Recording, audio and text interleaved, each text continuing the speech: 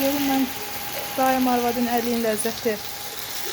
Bunun lezzeti de pişir, lezzeti de pişirmesin, lezzetli olur. Bunu var, şirinden bir pişirir. Serkan'a kuyruğu alır, çekilmeğin arasına. Doğru onu sasada belaj yiyir. Hiç gelir ona.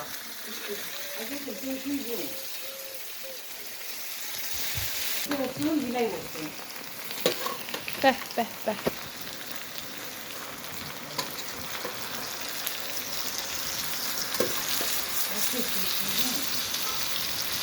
Ne yiyeceğim? Bu da yiyeceğim. Bir dəfə gəlmişik, qonağımızı eləyək. Niye de sizi konağa da sen her Hə, şeyi. heç nə. Hələ. Acımızı gittim. Annemin aldı gel. Sağ bitsin konak gelir. Balaların toyuna yetişir Allah bilsin. Kızların xeyir işinə. Amin. Amin. Ha? Soğan bulmuşsa. Akıda burada. Ne? Soğan yanaltı ye. Doğrulmalıdır.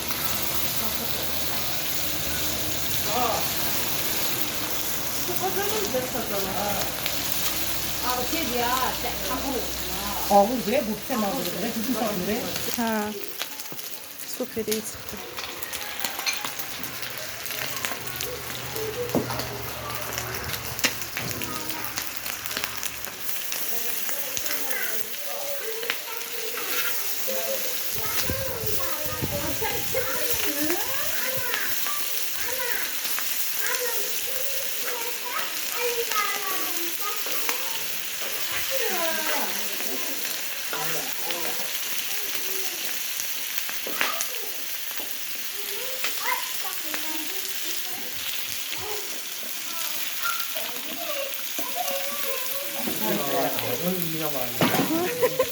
Səslər bir burada qırğın pişirir.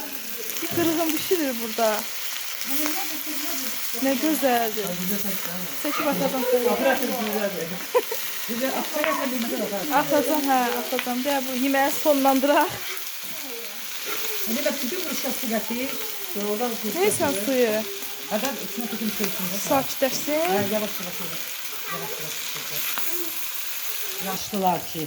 Konağı olmak istiyoruz, yer özümüzde kalsın.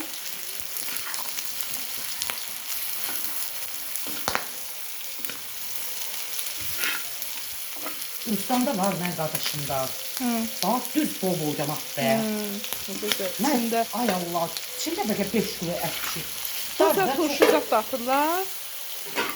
Pomidor sen bu vakit Hə, çakmırlar. pomidorlu turşu. Pomidoru sen hiç çakmırlar. Hele özü yavaş yavaş pişirecek. Bəh, bəh, bəh.